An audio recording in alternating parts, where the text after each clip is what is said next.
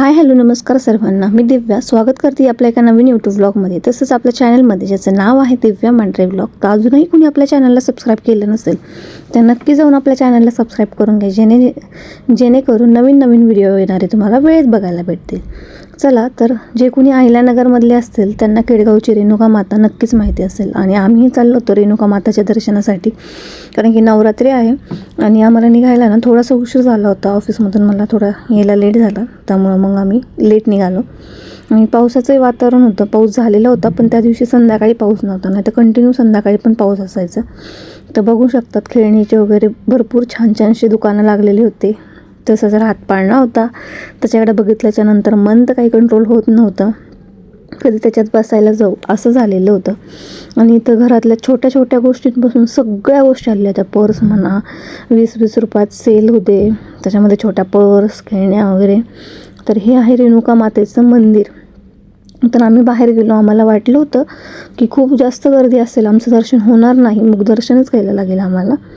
पण तसं नाही झालं. आतमध्ये गेलो आम्ही मुखदर्शनासाठी, तर तिथं गेल्यावर बघितलं की आतमध्ये तर खूप कमी लाईन आहे आणि आपलंही दर्शन होऊ शकतं. त्यामुळे आम्ही डायरेक्टली आतल्या लाईनला गेलो मंदिराच्या तिथे. तर तिथे पण आमचं 10 मिनिटात तर दर्शन झालं, पण एवढी काही गर्दी नव्हती, संध्याकाळचा टाईम होता म्हणून. तर बघू शकतात खूप सुंदर असं डेकोरेशन केलेलं होतं त्यांनी फ्लावरचं, आणि खूप छान वाटत होतं, खूप प्रसन्न होतं. तिथे जे सॉंग्स लावलेले होते त्यांनी पॉझिटिव्ह वाईब्स येत होत्या. ही आहे केडगावची रेणुका माता. तर तिथून आम्ही दर्शन वगैरे घेतलं. तिथे काही मोबाईल जास्त हे करून देत नव्हते, ते बोलायचे पटापट दर्शन घ्या आणि पुढे चला म्हणून. तर मस्त असं आमचं निवांत दर्शन झालं, जास्त अशी गडबड पण नाही झाली. छानसं देवाला मागणं वगैरे केलं आम्ही. त्यानंतर आम्ही बाहेर आलो. बाहेर आल्याच्यानंतर तिथे भाजीपालासुद्धा होता त्या यात्रेमध्ये. 9 दिवस जी यात्रा काय असते त्याच्यामध्ये भाजीपाला वगैरे सगळं होतं. आम्ही परत रिटर्न आलो पुढे फोटो काढण्यासाठी. आम्ही फोटोज काढलेले नव्हते, आम्ही फोटोज वगैरे काढली. त्यानंतर आम्ही गेलो हातपाळण्याच्या साईडला, म्हणजे हातपाळण्यात आम्हाला बसायचं होतं. आणि एका ठिकाणी आधी विचारायला गेलो, तिथे त्यांच्याकडे ऑनलाईन नव्हतं, त्यांच्याकडे असं ऑप्शन होता की फक्त कॅशच. आणि आम्ही काही कॅश नेलेले नव्हते, सगळे काय असेल ते ऑनलाईनच होतं. त्यामुळं मग आम्ही दुसऱ्या हातपाळण्याकडे गेलो. इथे ब्रेक डान्स वगैरे खूप छान छान होतं. मला वाटत होतं ब्रेक डान्समध्ये बसावा, पण हे नाही म्हणले, कारण की माझ्या रूट कॅनल वगैरे आत्ताच झाले, त्यामुळे माझी दाढ वगैरे पण दुखते आहे. त्यामुळे मग मी पण जास्त काही इंटरेस्ट नाही घेतला त्या गोष्टीमध्ये. तर हातपाळणे बघू शकतात, खूप उंच असे हातपाळणे होते. मस्त वाटत होतं ना, असं वाटत होतं कधी आपण तिथे बसायला जाऊ. त्याच्या साईडला सी सॉ टाईपमध्ये पण होतं. यात पण भरपूर जणं बसलेले. आधी खूप हळूहळू चाललं होतं, नंतर खूप फास्टमध्ये ते रन होत होतं. मग त्यानंतर आम्ही हातपाळण्याचं तिकीट वगैरे काढलं आणि दुसरीकडे जिथं होतं ऑनलाईन होतं तिथूनच आम्ही हे केलं. तिथं गेल्याच्यानंतर हातपाळण्याच्या तिथे नंबरला लाईन लावली आम्ही. मग तिथे आम्हाला वेळ होता थोडासा, त्यामुळे हे खात होते शेंगदाणे, आणि यांनी शेंगदाणे वगैरे घेतले कारण त्यांना उपवास होता. मग फायनली आम्ही हातपाळण्यामध्ये बसलो. एक्साइटमेंट खूप जास्त होती. मला वाटत होतं की शूट नको करायला म्हणून, पण यांनी काय ऐकलं नाही. यांनी पूर्ण हातपाळण्यात बसलेलं शूट काढलेलं आहे. बट हे हातपाळण्यात बसल्याच्या नंतर मला काय असं फील नाही झालं. जी काही गावाकडची यात्रा असते ना ती खूप भारी असते, कारण की गाव ते गावच असतं. आणि ह्या हातपाळण्यात बसल्यावर असं फील नव्हतं येत की आपण खूप उंच चाललो आहे वगैरे, असं काही फीलच नाही आला मला. त्यामुळे मला एवढं काही छान असं नाही वाटलं.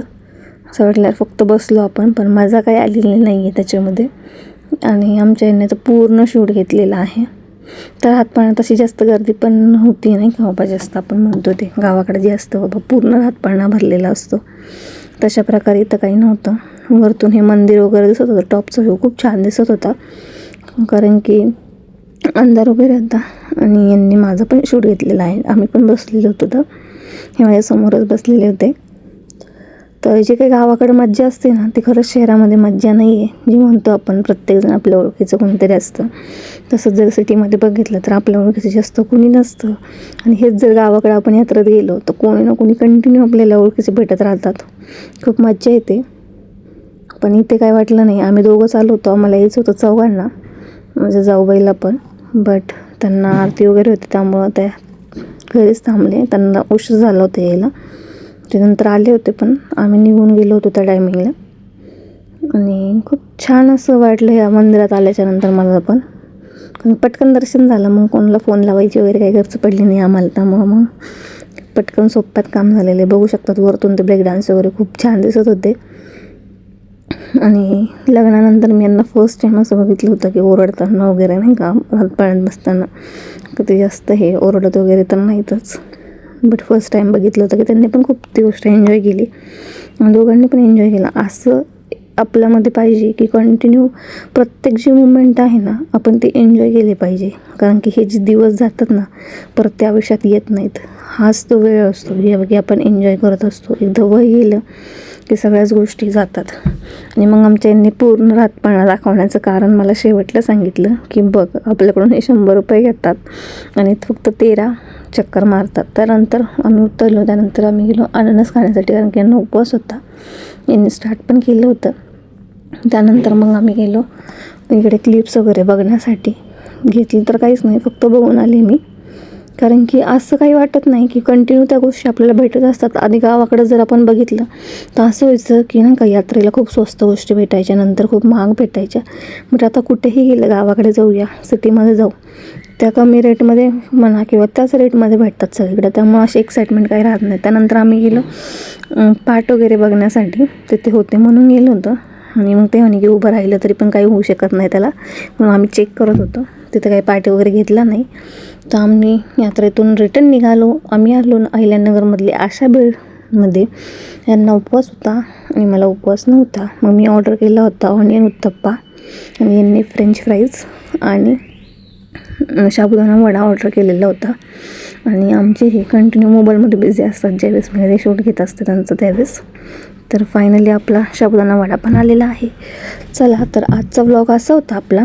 कसा वाटला नक्की कमेंट करून सांगा.